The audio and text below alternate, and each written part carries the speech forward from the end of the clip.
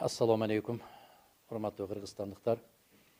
Адатта ар жылы бул күндөрүндө жаңы жыл жөнүндө, майрам жөнүндө, жакшы тилектер жөнүндө бири-бирибизди куттукташып, ушунун тегерегинде сөз болчу эле. Бүгүнкү мен сиздер менен баарлашкан маселе башкача болуп калып атат. Себеп баарыңыздарга белгилүү, кыргыз кереметин жараткан СССРдин кинематография боюнча мамлекеттик сыйлыгынын ээси, СССРдин эл артисти Болот Шамшиев агабыз дүйнө салды 21 декабрда. Мына ушундан улам 2 күндөн бери таптакыр бир ой бир жерге токтобойт. Эмне болгон ой? Соңку канча жылдан бери айтып келдим эле мен. Мына ушул кыргыздын залкар инсандарына мамлекет тарабынан көңүл бөлүнсө деп. Ушул залкар инсандары деп мен 2 кишини баса белгилеп келатканмын. Экөө тең СССРдин эл артисттери, бири Болот Шамшиев, бири Самара Токтокунова. Мына ушул кишилерге өзгөчө бир мамиле жасап койсок деп эчен жолу коңгуроо кактым эле.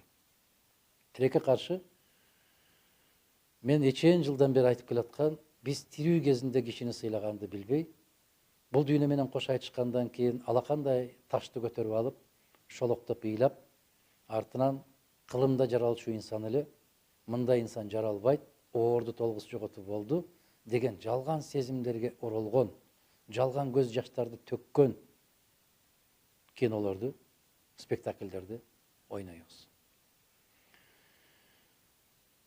Бул киши 79-га караган жашында кетти. Эми элестетиңиздер. 30 жылдан бери кино жаатында бир нерсе жаратканга мүмкүнчүлүк бербей келдик. Демек, 30 жыл болсо 49 жашынан бери күчкө толуп, акыл толуп, мына мен иштейм, мына мен чыгам деген мезгилдерден бери бүтүндөй өмүрүн текке кетирдик. Карап көрсөңүздөр, 24кө чыга элек кезинде Манасчы деген фильмин жаратып, Саякбай Каралаевдин ким экендигини бүтүндөй дүйнөгө жар салып, мына ошондон кийин 20 кылымдын Гомери деген атка конду. 27 жашында Караш окуясын тартып, не деген бийиктикке чыгарды. Кыргыз кереметин жараткан 2 киши болсо, экөөнүн бири ушул кишилер. Төлөмүш Океев менен Болот Шамшиев Кыргызстанды эмес, бүтүндөй ааламды дүңгүрөткөн инсандар болуп чыкты. Бүгүн бүтүн ааламга аты тарады деген Чыңгыз Айтматовдун дагы чыгармаларын миллиондогон, 100 миллиондогон адамдар китебин окубаса дагы Болот Шамшиевдин, Төлөмүш Акеевдин чыгармалары аркылуу тааныды. Мына ушул киши бүгүн арабызда жок. Эртең коштошуу аз эми. Адатта кандай болот? Эртең барат, өлкө жетекчисиби, өкмөт жетекчисиби барышат дагы башка бирөө жазып берген кагазды карап, көздөрүн ал кагаздардан алуудан коркуп, себеп жоготуп алса, сүйлөй албай калышы толук ыктымал. Болот агайдын бүтүндөй өмүрүнү кайрадан кайталап окуп беришет. Эч жарашпаган кайгылуу түрлөрүн кийип, капа болгон маскаларын кийип, ошол жерге барып, түбөлүккө жүрөгүбүздө калат деген жалган сөздөрүн айтат. Бул адат болуп калган. Себеп көкрөктөн чыкпаган кайгы элдин көкрөгүнө жетпейт. Бул адаттагы көрүнүш болот. Опера балет театрына барып, жаңы бир спектакль ойнолот. Кайгылуу маселе. Ана 75 жылдыгын өткөргөндө Ала Тоо кинотеатрында күйөрмандары барып, жок дегенде маданият министри эмес, министринин орун басары да басып барып койгон жок. Болот агабызды Москвадан Кончаловскийлер, Аринбасаровалар, не деген залкар СССРдин кино жылдыздары экрандан куттуктап жатышты. Голливудтун мыкты режиссерлору куттуктап жатышты. Кыргызстандан маданият министринин өкүлү да болуп койгон жок. Бул кордуктун чеги эмеспи? Бул кордуктун жетип турган бир көрүнүш эмеспи? Болот агабыз ары бери чуркап жүрдү, жаш сезип өзүн. Момундай бир куртка кийип алып, 75 жашта кыргыз залкары. Өкмөттөн бир киши келип кетмек турсун, маданият министринен өкүл жок.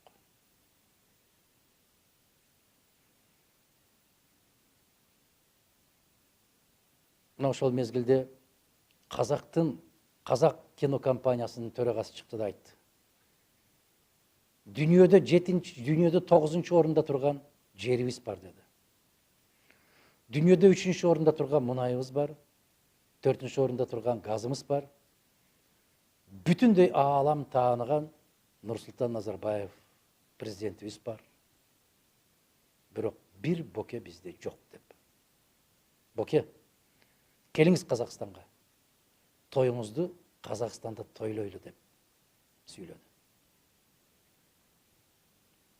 Кыргыз баласы үчүн, кыргыз маданияты үчүн күйгөн инсандын жүрөгүнө как жарап сүйлөдү. Ошо кишинин сөзү ушул күнгө чейин кулагымда жаңгырат. Бул не деген кордук? 2007 жылы биз Төлөгөн Касымбеков Залкар жазуучу экөөсүн мен кабинетке чакырып, мамлекеттик катчы кезинде Сынган кылыч деген романды киного жаратуу боюнча экөө менен аябай көп сүйлөшүп, аңгемелешип, пикирлешип, экөө тең бир сценарийге макул болуп, мамлекеттен кийин мен төрага болуп барганда 120 миллион сом бөлүп, ушул Сынган кылычты жаратып, кыргыз тарыхынын киноэпопеясына жаратабыз деген залкар оюбуз балды. Бирок ит күлүгүн түлкү сүйбөйт дегендей, мени да кызматтан алып тынышкан. Ошону менен Сынган кылыч дагы токтогон. Андан бери кыргыз өкмөтү, кыргыз кино тармагы Бокенин не деген сценарийлерине, не деген чыгармаларына соңку кездеги жазган 3 тому. Бир романын алып келди, адаке карап берсең, кыргыз тилинин чеберисин, мына ошону кыргызчага которуп бир роман жаздым, кино сценарий. Мен ошол кол жазмасыны бир жумада башымды көтөрбөй окуп, аябай каттуу рахаттандым. Бүгүнкү Кыргызстандагы болуп аткан оорунун баарын көтөрүп чыккан. Коррупция кайсыл жактан жаралып атат, коррупция кандай болуп гүлдөп атат, мамлекет өлкө жетекчилери эмне деген ойлор менен жүрүп аткан, керемет чагылдырган укмуш чыгарма экен. Муну да жаратканга мүмкүнчүлүк беришпеди. Тескерисинче, жапайы болгон, зордукталган, бычак көтөргөн, курал көтөргөн, тапанча көтөрүп алып, бирин-бири союп аткан, бирин-бири зордуктап аткан фильмдерге каражаттар бөлүнүп атат. Бүгүн камера көтөргөндүн баары улуу режиссермун деп кыйкырып калды. 2 жолу микрофон менен сахнага чыккан кыздар, балдар кыргыз эстрада жылдыздары болуп калды. Кезинде Рыспай Абдыкадыровдун дагы 50 жылдыгын өткөргөнгө кыргыз мамлекеттик оркестрин бербей койгон сыяктуу, биздин Болот Шамшиев агабызга дагы бир кино жаратууга мүмкүнчүлүк жаратпай коюшту. Өкүнүчтүү. Мына өтөрүндөн бир 2 күн башта ооруканада дегенден барып калсам, эч кимди тааныбай атат дегенди. Келини чыгып айтты, агай эч кимди тааныбай атат киргенибизде, сиз кирип көрүңүз деп, мен келинине 1000 жолу ыраазымын, аябай чоң рахмат айтам. Кээ бир адамдардын кыздары да канчалык жан күйүп карабайт. Ата, атаке, башыңызды көтөрүңүз. Ата, бутуңузду калап берейинби? Ата, колуңуз талыдыбы? Келиңиз бул капталга оодарып коеюн деп ушундай мамиле жасап атканын көрүп, ошол келинге 1000 жолу ичимден ыраазычылык айттым. Аллах тилеген тилегин берсин дедим. Кудай балдарынан айтсын, Кудай балдарынан ошол жакшылыктарын көрсөтсүн деп тиледим. Мына ошондо эч кимди тааныбай калды деп, тааныбай атат деген мезгилде эшикти ачып кирип барсам, ой, родной брат, привет деп колун көтөрдү.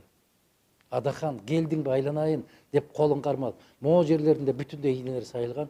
Мен колуңузду көтөрбөңүз, ийне бар экен десем, колун жерге кирсин бул ийнелер деп, колун көтөрүп менин колумду кысып, мен айттым колуңуз ысык экен, күчүңүз карооңуз бекем экен.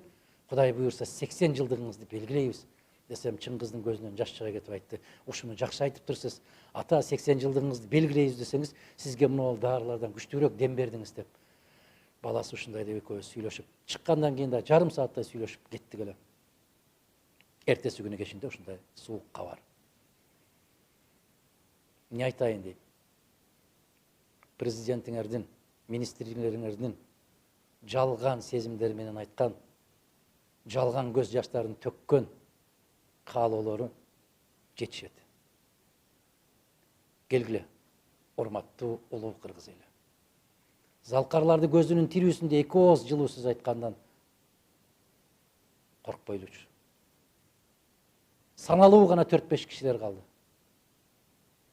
Кыргыздын маданият уюткулары 5-6 киши калды. Калгандарынын баары бүгүнкү күндөгү товарлардын баары жасалма болгондой, баары жасалма. Мына ушул азаматтар кеткиче жылуу сөзүбүздү айтып, мээримибизди төгүп, колубуздан келген сыйды көрсөтүп калгандан коркпойлучу айланайындар. Келиңиздер, бир силкинип, биз маданиятты туу туткан, сөз кастарлаган, сөз баккан, улуттук каада салтты намыска эч качан алмаштырып, намысты акчага алмаштырбаган, байлыкка караганда өзүбүздүн дөөлөтүбүздү бийик туткан эл элек. Аттиң бүт баары акча болуп калды. Өкүнүчтүү окуя. Өтө өкүнүчтүү. Мына эртең Ала тоосунан дагы, башка маалымат программасынан дагы көрөсүздөр. Көзүнөн жаш чыгара албай сүйлөп аткан, жүрөккө жукпаган арам көздөрдү, жалган сөздөрдү, мунун баары жалган. Болот ага, атамдын эстелигин койдум айылга деп, кандай кеңеш бересиң деп келдиңиз эле. Экөөбүз кеңештик эле. Биз экөөбүз ушул чоң жолдун боюна бир эстелик тургузуп, Төлөн Аксакалдын атын чыгарам деген изги тилегиңизге жетпей калдыңыз. Артыңызда Чыңгыз бар, балдарыңыз бар. Сизге тең, сизден өткөн жигиттер болсун. Жараткан бул дүйнөдө пендечилик менен кетирген ар кандай күнөөлөрүңүздү кечирип, акыретін берсин. Бул жашоодо көрбөй калган сыйырматты акыреттин ээси, бүтүндөй ааламдардын падышасы Аллах сизге насип эткен болсун. Бардык күнөөлөрүңүздү кечирип, акыретиңизди абат кылып, түбөлүгүңүздү түз кылып, Аллах өзү сүйгөн пенделеринин катарына кошконду насип кылсын. Кош болуңуз.